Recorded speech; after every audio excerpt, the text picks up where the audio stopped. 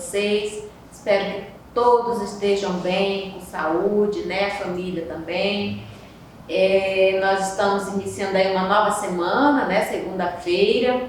E lembrando a vocês todos que nós já estamos usando o livro do quarto bimestre, né? E estamos aí prestes ao nosso retorno oficial das aulas, né? Então, eu estarei aqui aguardando vocês, tá bom? Vamos iniciar a nossa aula, né? O livro da página 8, 9 e 10, tá bom? De língua portuguesa. E nosso tema são os marcadores temporais. O que será isso, né? Vamos prestar bem atenção, ó. Abrir os ouvidos, fechar a boquinha e ficar atento, né? Vamos lá. Antes de começar a nossa aula, a tia colocou aqui uma imagem para que nós possamos agradecer a Deus, fazer um agradecimento, né? Por tudo, pela nossa saúde, por essa nova semana que está começando, né? Agradecer por nossa família e por todos, ok? Muito bem, vocês podem fazer isso, um minutinho de silêncio antes de começar suas atividades, ok? Vamos lá agora para a nossa aula dos marcadores temporais. Então, nós temos aqui os marcadores temporais, que são aquelas marcas que ele diz assim: as histórias são formadas pelas ações. As histórias são formadas pelas ações das personagens que ocorrem numa sequência temporal, ou seja, uma sequência de tempo. Ou seja, uma depois da outra. Algumas palavras do texto marcaram essa passagem do tempo e são chamadas de marcadores temporais.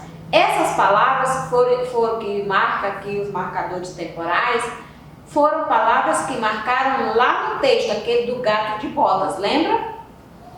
Então, vamos lá. Ele diz: leia um trecho da história do gato de botas e observe os marcadores temporais em destaque. Então, nós vamos ter aí as palavrinhas que estão destacadas de preto, né? Negrito.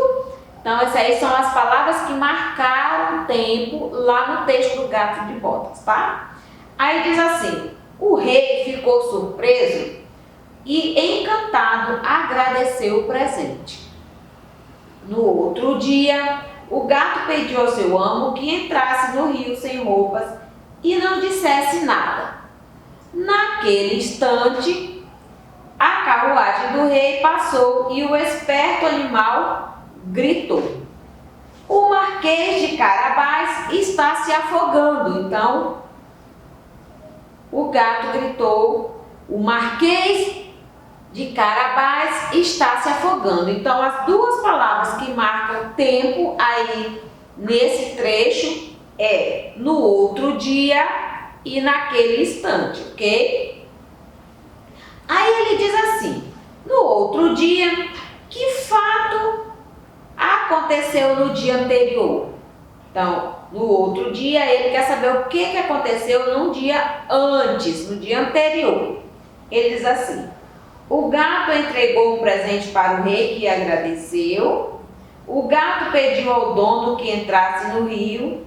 O Marquês de Carabás se afogou. Então, no outro dia, depois que o Marquês de Carabás entrou na água, né, que o gato mandou, o que aconteceu no outro dia? O gato entregou um presente para o rei. E o rei o quê? E agradeceu porque o rei, ele salvou a vida do Marquês, não foi? Ele tirou o Marquês lá da água. Então ele diz assim: naquele instante, então a resposta aí é o primeiro quadradinho: o gato entrou, entregou um presente para o rei e agradeceu, tá bom? Aí ele diz: naquele instante, o que aconteceu no mesmo... Aí ele diz: naquele instante, o que aconteceu no mesmo instante em que o dono do gato entrou no rio? A carruagem do rei passou e o gato gritou que o Marquês estava se afogando.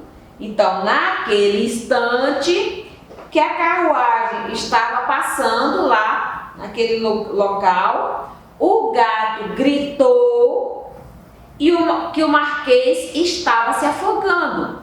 Então o rei parou a carruagem, pediu que parassem a carruagem e foi lá e salvaram o rei, né? Então naquele instante que a carruagem dele ia passando naquele local, tá? Mas no outro dia, que é outra passagem do tempo, o Marquês de Carabás levou o quê? Entregou um presente para o rei, agradecendo pelo que o rei fez por ele.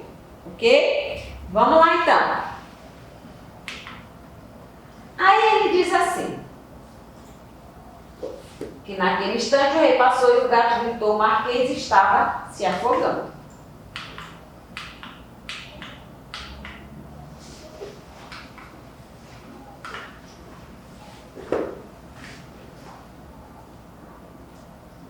Agora ele diz assim, na número 3, leia agora o início de um conto de fadas. Vamos prestar bem atenção como que se inicia um conto de fadas. Sempre que for um conto de fadas, ele vai iniciar assim. Era uma vez uma bela jovem chamada Cinderela. Vivia feliz com a mãe e o pai. Um dia, porém, a morte da mãe interrompeu a alegria da família. A tristeza foi grande. Algum tempo depois, o pai dela casou-se com uma viúva que tinha 2 filhas do primeiro casamento. A madrasta e suas filhas eram pessoas maldosas e provocavam Cinderela. Anos mais tarde, entristecido com as atividades da segunda esposa, o pai da jovem também faleceu. Cinderela ficou sozinha no mundo, sob os cuidados da madrasta, que obrigava a realizar todas as tarefas domésticas. Ela não tinha paz um único segundo, trabalhava em excesso e era maltratada. Então, como vocês observam aí, nós temos 3 passagens aqui nesse trecho do conto de fadas da Cinderela. Nós temos um dia, algum tempo depois e anos mais tarde. Então, todas essas palavras aí, elas são consideradas marcadores temporais, são passagens do tempo, tá? Vamos lá, tá marcadinho de preto aí, ó. Um dia, algum tempo depois e anos mais tarde, tá? Então, na letra A, ele diz assim, você conhece essa história? Ele está perguntando se você conhece essa história. Compartilhe o que você sabe sobre ela com os colegas. Você lembra de quando a ouviu ou leu pela primeira vez? Relate como e quando isso aconteceu para os colegas e o professor. Claro que vocês vão fazer isso aí junto com o papai e a mamãe, tá? Muito bem, ele diz assim, as expressões um dia, algum tempo depois e anos mais tarde identificam um período de tempo certo, preciso ou incerto, vago. Então, quando ele diz um dia, ele não fixou o dia, né? Ele falou um dia, mas pode ser qualquer dia. Ele falou algum tempo depois, então pode ser qualquer tempo, qualquer dia, né? E anos mais tarde, pode ser qualquer ano. Então a resposta é incerto e vago. É uma resposta que ela é incerta e vaga, né? Porque você não sabe o dia nem o ano que pode acontecer. Tá certo? Então vamos lá. Aí ele diz, algum tempo depois, relaciona um fato anterior a um posterior. Um que aconteceu antes e um que aconteceu depois. Identifique o que aconteceu antes. Fato anterior. O que aconteceu antes é um fato anterior. E o que ocorreu depois é um fato posterior, ok? Aí ele diz assim, o pai de Cinderela casou-se pela segunda vez. É um fato posterior, porque ele casou-se depois. morreu a mãe de Cinderela, um fato anterior, porque a mãe dela morreu antes do pai, né? Se você prestar atenção aí na história, você vai ver que a mãe da Cinderela morreu antes do pai dela. Então, a mãe morreu a mãe de Cinderela, é um fato anterior, que aconteceu antes. E o pai de Cinderela casou-se pela segunda vez, posterior, que aconteceu depois, ok? Então, vamos lá. Muitos contos começam com era uma vez, há muito tempo, certo dia, entre outros. Então, isso aqui são começos de história, por exemplo, contos, muitos contos, que é o caso dos contos de fadas, né? Então, nós podemos começar a história, quando você vai ler, você observa que tem assim, era uma vez, então, há muito tempo aconteceu isso, certo dia, né? Entre outros. Aí ele diz na letra A, uma dessas expressões aparece no conto de fadas, sublinhe. Aí você vai voltar lá no seu texto, tá? Lá no texto da Cinderela e vai passar um tracinho embaixo da palavrinha era uma vez, tá? Da frase era uma vez. Aí ele diz assim, essa expressão situa a história no passado distante, futuro distante ou no presente. Passado distante, porque aconteceu muito tempo atrás. Então, é um passado longe, distante, tá? Vamos lá. Aí ele diz assim, releia a frase inicial do conto O Gato de Botas. Então, nós vamos reler essa frase aqui que está lá no conto, no texto do Gato de Botas. Ele diz, ao morrer, um moleiro deixou para seus 3 filhos um moinho, um burro e um gato. Está lá no texto do Gato de Botas, tá? Então, aqui ó, escolha uma das expressões abaixo e reescreva a primeira frase do conto. Então nós temos era uma vez, há muito tempo e certo dia. Aí isso para iniciar uma história, né? Aí nós temos aqui a primeira, era uma vez um moleiro que morreu e deixou pontinho, a história continua, tá? Você pode continuar se você quiser. Há muito tempo um moleiro, ao morrer, deixou algo para os seus filhos. E na terceira ele diz assim, certo dia, ao morrer, o moleiro deixou, o que o moleiro deixou para os filhos deles, tá bom? Então vamos lá. Aí ele diz assim, para contar um fato, é comum utilizar algumas expressões para marcar o tempo, não é verdade? Circule os marcadores temporais em cada uma das frases. Então, nós temos aqui as frases A, B, C, D e E, né? E você vai circular aquela frase que marca o tempo, tá bom?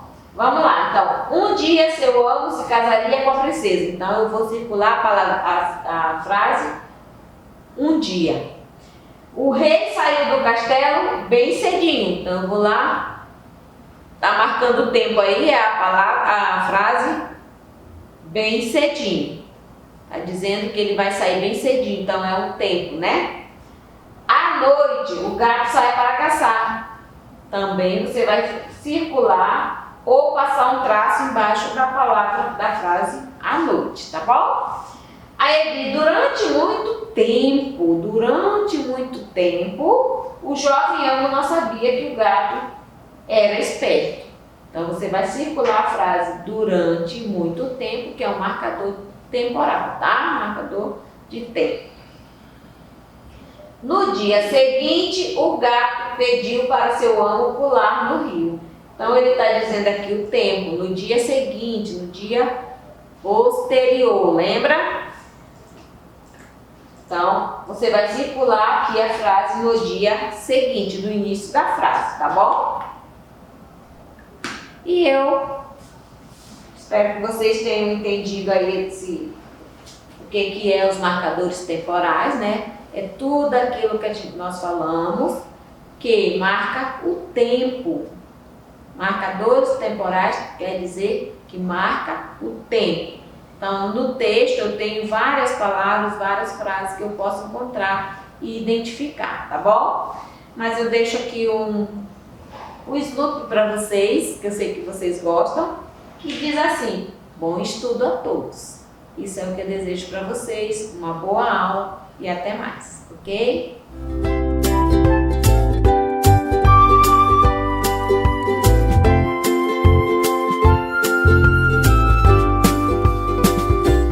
Saudações, segundo ano, tudo bom com vocês?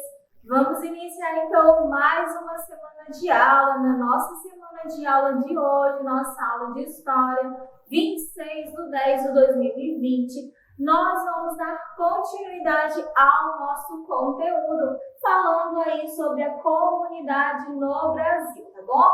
Agora nas páginas 10 e 11 do livro de vocês.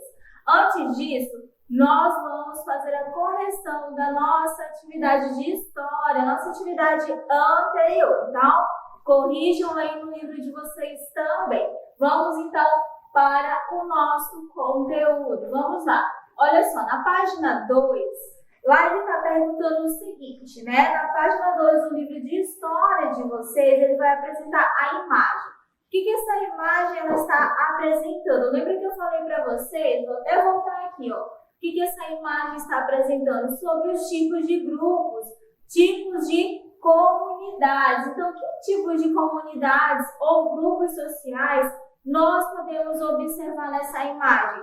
Na nossa aula de história anterior, eu falei para vocês um pouquinho sobre os tipos de comunidades que nós podemos encontrar. Então, através dessa imagem aí, vocês iriam responder lá. Que grupos foram formados pelas pessoas ilustradas? Vamos lá. Então, nós temos aí grupos de ciclistas da terceira idade ou grupo de praticantes de atividades físicas. Também nós temos o grupo da família, grupo dos moradores do bairro, tá bom? São os grupos que nós podemos observar na imagem. Na questão 2, está perguntando o seguinte: o que cada um desses grupos podem ter em comum? Então, nós temos aí interesses e hobbies também em comum ou simplesmente formados por pessoas que moram na mesma região.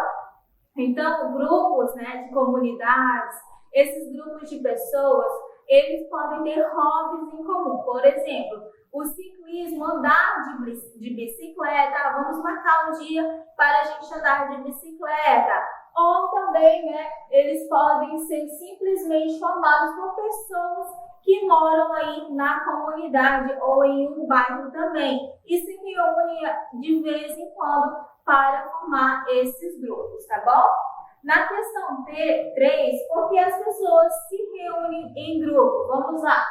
As pessoas precisam uma das outras para viver, por isso se reúnem em grupos ou comunidades.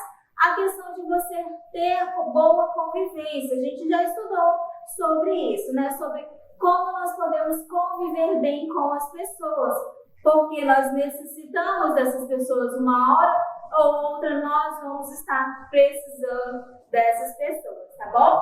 Então, essa aí é a resposta da questão 2. Seguindo aí na página 4, ele vai pedir o seguinte: identifique o tipo de comunidade formado pelas pessoas retratadas em cada foto. Então, nós temos a primeira foto aí, um grupo, né, de família. Na segunda foto, nós temos uma comunidade profissional formada aí por pesquisadores. Na terceira foto, que é na letra C, nós temos aí a comunidade formada por pessoas da terceira idade. E na letra D, nós temos aí a comunidade formada por vizinhos ou moradores de um prédio, tá? Do mesmo prédio, certo? Seguindo aí a nossa questão, na página 5, questão 2, ele está perguntando o seguinte: que interesses vocês e seus colegas têm em comum? Imaginem aí vocês na sala de aula, que tipo de interesses vocês têm em relação à comunidade? Aí vocês vão responder na questão A. Quantos grupos foram formados na turma? Então, a resposta da questão 2 aí ela vai variar, tá?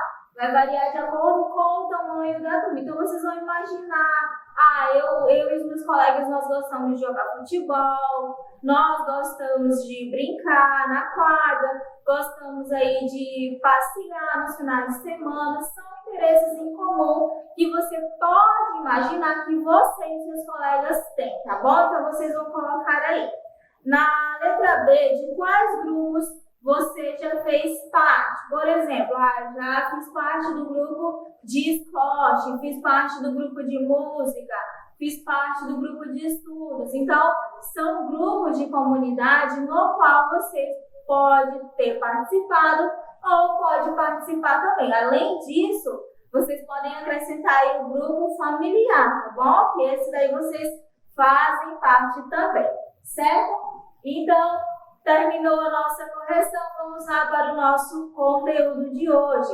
Vamos aí falar um pouquinho sobre a importância da comunidade. A gente já havia falado sobre esse assunto na nossa aula anterior também, e aí a gente vai concluir esse assunto para melhor compreensão. Vamos lá.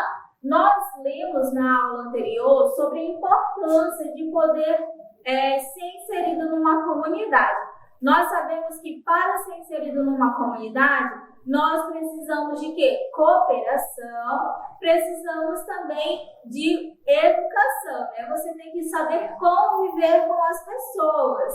Então, para isso, conviver com as pessoas significa que você está inserido em uma comunidade. Então, olha só o que nós vimos na nossa aula anterior.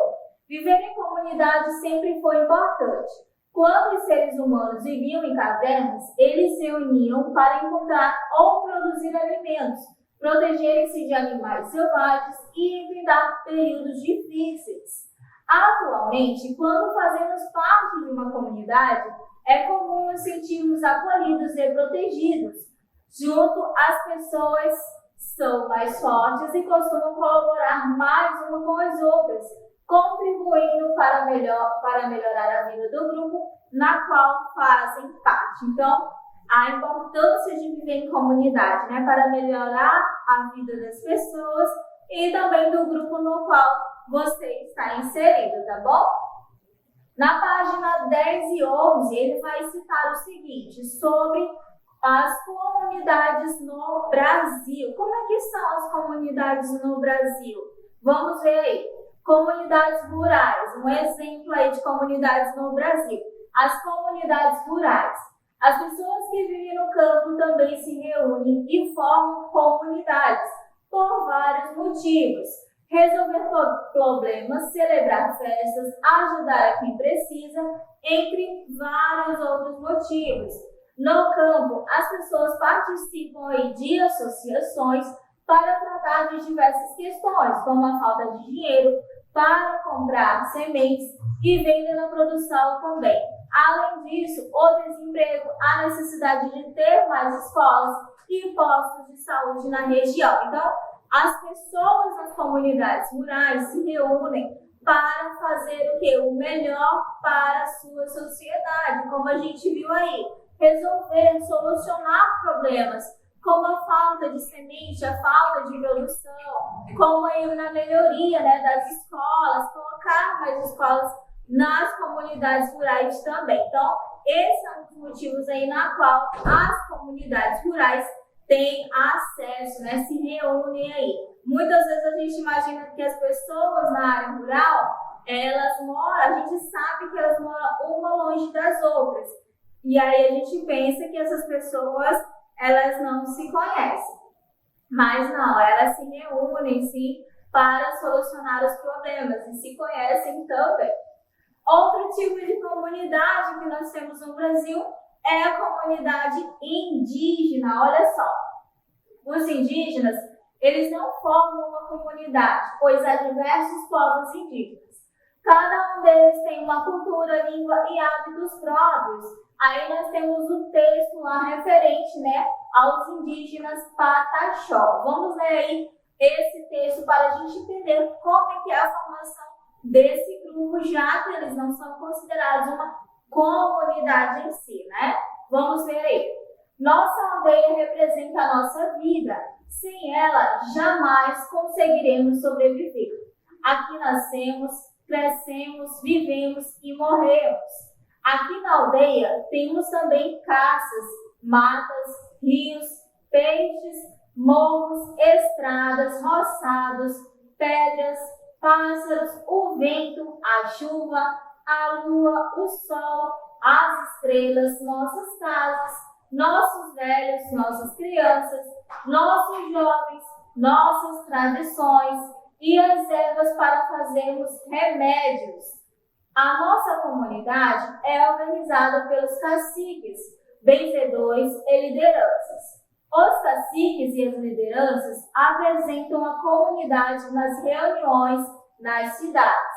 Nós, pataxós, temos a nossa música, a nossa dança, o nosso casamento, as nossas brincadeiras, tudo dentro da nossa tradição. Então, olha que a gente pode observar que a comunidade indígena, ela tem a sua cultura, ela tem a sua própria cultura, mas eles não consideram aí como parte de uma comunidade. Então, ou seja, quando a gente fala comunidade, eles estão sempre juntos, né? Uma vez no mês, uma vez por semana. Já esses grupos indígenas, eles convivem todos os dias, eles têm sua liderança, eles têm as suas origens, as suas crenças. Então, para eles, aquilo não é uma comunidade em si, né? É um grupo social que tem aí a sua origem própria, a sua identidade própria, tá bom? Então, só para a gente entender um pouquinho, né,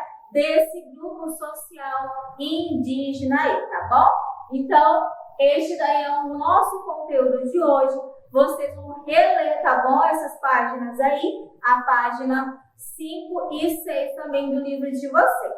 Para casa vai ficar as páginas 6, 7, 8 e 9 do livro de história. Por hoje é só, meus queridos. Um beijo e até a próxima aula.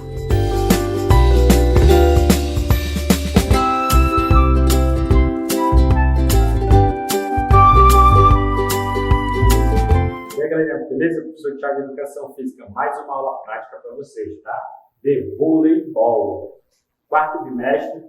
Essa aula prática, na próxima aula é aula prática, essa é a teórica, quer dizer, na próxima aula é aula prática, que eu vou estar gravando na quadra para vocês, beleza? Então, vou falar um pouco do fundamento e eu quero que vocês acompanhem, porque esse fundamento que eu vou passar aqui, essas informações, vai ser as informações da próxima aula, que vai ser direto na quadra prática, ok? Então, vocês têm que fazer esse acompanhamento. Assiste a aula e logo em seguida vai ter a videoaula prática. Vocês vão fazer o acompanhamento para poder fazer uma boa atividade, quando for passar a atividade para vocês fazerem. Falar um pouco da história, né? O vôlei foi criado em 1895, como eu já falei, pelo americano William. Então, o diretor de Educação Física da Associação Cristã de Moços, né, que é a ACM, na cidade de onde? Massachusetts, nos Estados Unidos. O primeiro nome desse esporte viria a ser chamado, se tornar de quê? No mundo todo. Mintonete, grave aí. Tá? O primeiro nome deste esporte que viria se tornar um dos maiores do mundo foi o quê? Mintonete, que hoje é chamado de voleibol. Quais são seus fundamentos?